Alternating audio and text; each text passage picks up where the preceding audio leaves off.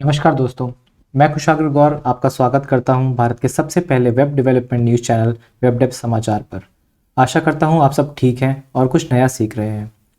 Episode शुरू करने से पहले मैं आपसे गुजारिश करूंगा कि अगर आपको ये वीडियोस पसंद आते हैं तो उन्हें लाइक करें और अपने दोस्तों के साथ ज़रूर शेयर करें और इस चैनल को ज़रूर सब्सक्राइब कर लें ताकि हर नए एपिसोड की नोटिफिकेशन आप तक सबसे पहले पहुँचे।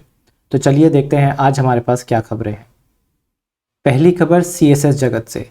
CSS का बहुत ही एक अवेटेड फीचर फाइनली क्रोम में लाया जा रहा है। इसका नाम है कंटेनर क्वेरीज। कंटेनर क्वेरीज के थ्रू आप कंटेनर पेरेंट के साइजेस के बेसिस पे क्वेरी करके स्टाइलिंग कर सकते हैं, जहां मीडिया क्वेरी से आप सिर्फ व्यू पोर्ट के साइजेस के बेसिस पे क्वेरी कर सकते थे। क्रोम अब इसे मरियम सुजैन के दिए गए प्रपोजल के बेसिस पे प्रोटोटाइप करने जा रही है।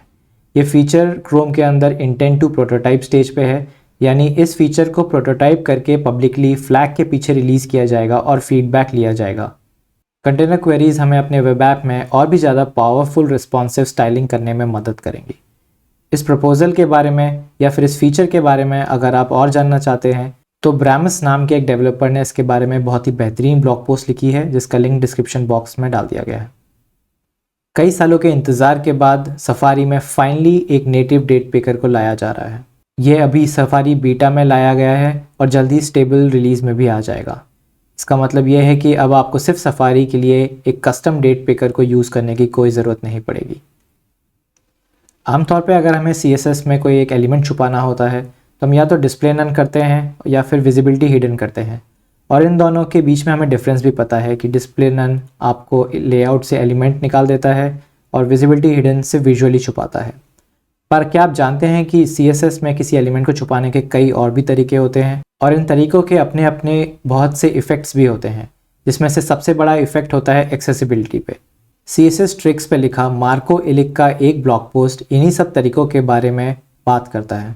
हमें इन सारे तरीकों के बारे में पता होने चाहिए क्योंकि इन सब तरीकों का अपना अपना यूज़ केस है। इस ब्लॉग पोस्ट का लिंक नीचे डिस्क्रिप्शन बॉक्स में आपके लिए डाल दिया गया है। एरिक बेली ने एक पोस्ट निकाली जिसमें उन्होंने CSS की दो प्रसिद्ध तरीकों का कंपैरिजन किया है। उन्होंने इस पोस्ट में काफ़ी विस्तार से टेलविंड और बेम का कंपैरिजन किया है और उनके नुकसान और फ़ायदे बताए हैं। तो अगर आप अपने ऐप के लिए इन दोनों के बीच में असमंजस में हैं तो ये पोस्ट पढ़ने से शायद आपको मदद मिल जाए। इस पोस्ट का लिंक नीचे डिस्क्रिप्शन बॉक्स में डाल दिया गया है। SVGs यूँ तो जनरली वेक्टर एडिटिंग ऐप्स में बनाए जाते हैं, पर अगर आपको कभी डायनामिकली जावास्क्रिप्ट में SVGs बनाने पड़े हों तो आपको पता होगा कि ये सिंटैक्स कितना वर्बोस और कितना लंबा होता है। इसी प्रॉब्लम को सॉल्व करती है ग्राफेरी नाम की लाइब्रेरी। ग्राफेरी एक जावास्क्रिप्ट लाइब्रेरी है जो आपको बहुत ही सिंपल फंक्शनल सिंटैक्स देती है SVG एलिमेंट्स क्रिएट करने का। इसका बहुत ही अच्छा यूज़ केस है जब आप जावास्क्रिप्ट के थ्रू डायनामिक ग्राफ्स बनाते हैं। ये लाइब्रेरी गिटहब पे ओपन सोर्स है और इसका लिंक आपको डिस्क्रिप्शन बॉक्स में मिल जाएगा। एंड्रिया चिरेली नाम के एक डेवलपर ने क्लिक जैकिंग के ऊपर बहुत ही एक बेहतरीन पोस्ट लिखी है, और साथ ही उन्होंने इस पोस्ट में यह भी बताया कि एक डेवलपर के तौर पे आप अपने ऐप में इसे प्रिवेंट कैसे कर सकते हैं। क्लिक जैकिंग एक टाइप का हैकिंग अटैक होता है जिसमें अटैकर आपसे गलत जगह क्लिक करवाता है और आपको लगता है कि आप ऐप में सही जगह क्लिक कर रहे थे। एंड्रिया ने इस ब्लॉग पोस्ट के साथ साथ एक गिटहब रेपो भी रिलीज़ की जिसमें उन्होंने लाइव डेमोज दिए हैं क्लिक जैकिंग का, जिन्हें आप खुद ट्राई कर सकते हैं। मैं आपसे गुजारिश करूंगा कि इस ब्लॉग पोस्ट को आप ज़रूर पढ़ें क्योंकि सिक्योरिटी बहुत ही इंपॉर्टेंट चीज़ होती है किसी भी वेब ऐप की, और आप इस ब्लॉग पोस्ट को पढ़ने के बाद क्लिक जैकिंग अपने ऐप में प्रिवेंट कर पाएंगे। क्रिश्चियन हेलमल नाम के एक प्रसिद्ध डेवलपर ने एक ब्लॉग पोस्ट निकाली जिसमें उन्होंने विस्तार से बताया है कि क्रोम डेव टूल्स में आप कैसे किसी वेब पेज के ऊपर चेंजेस कर सकते हैं और उन्होंने परसिस्ट भी कर सकते हैं। उन्होंने बताया कि स्निपेट फीचर्स के थ्रू आप बार बार लिखे जाने वाले कोड चेंजेस को कैसे एक जगह सेव कर सकते हैं और उन्हें नेक्स्ट टाइम अप्लाई कर सकते हैं। सिर्फ इतना ही नहीं, ओवरराइड नाम के एक फीचर से आप वेबसाइट के किसी भी रिसोर्स को अपनी एक लोकल कॉपी से भी मैप कर सकते हैं। अगर आप क्रोम डेवटूल्स में एक्सटेंसिवली काम करते हैं तो ये ब्लॉग पोस्ट ज़रूर पढ़ें। कुछ एपिसोड्स पहले हमने आपको गिट सीखने के लिए गिट एक्सरसाइजेज नाम का एक टूल बताया था। आज मैं आपको एक टूल दिखाना चाहता हूँ जिसके द्वारा आप गिट को विजुअलाइज भी कर सकते हैं।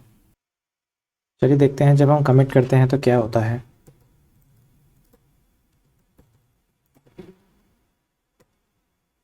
जैसे आपने देखा कि हम एक नए कमिट को बनते हुए देख पाए और मास्टर ब्रांच और हेड ब्रांच कैसे अब उस नए कमिट को पॉइंट कर रहे हैं।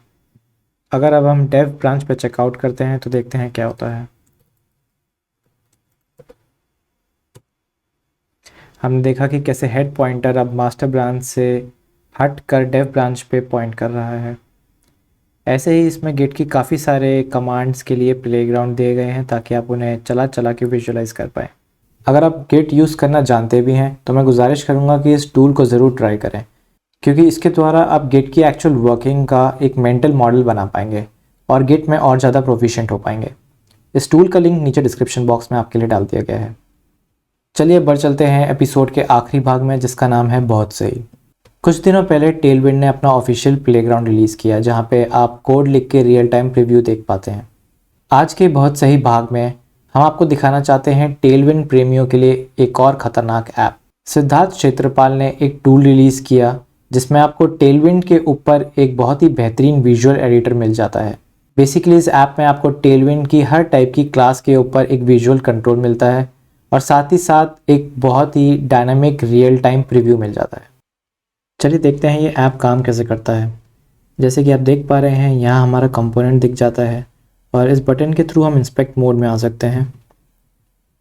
इसके बाद आप किसी एलिमेंट पे भी होवर करके और क्लिक करके उसको एडिटिंग के लिए ओपन कर सकते हैं।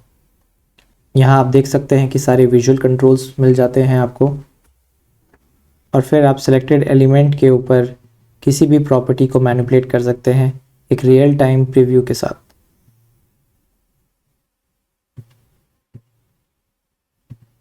पर आप पूछेंगे कि इस ऐप के अंदर आप किस कंपोनेंट को एडिट करेंगे, कंपोनेंट एडिट करने के लिए लाएंगे कहाँ से? तो आपको बता दें कि ये टूल बेसिकली एक रिएक्ट ऐप के लिए ड्रॉप इन मॉड्यूल है, जिसके थ्रू आप अपने ऐप के रिएक्ट कंपोनेंट स्ट्रेट अवे इसमें एडिट कर सकते हैं। बात सिर्फ यहीं ख़त्म नहीं हो जाती है। इस टूल के अंदर आप अपने कंपोनेंट्स के ऊपर जो भी चेंजेस करते हैं वो सारे चेंजेस आपके कंपोनेंट के एक्चुअल सोर्स कोड में भी सेव हो जाते हैं। जी हाँ, आपने सही सुना, ये टू वे काम करता है। आपके ऐप से किए गए चेंजेस कंपोनेंट के सोर्स कोड में और सोर्स कोड में किए गए चेंजेस ऐप के अंदर रिफ्लेक्ट करते हैं।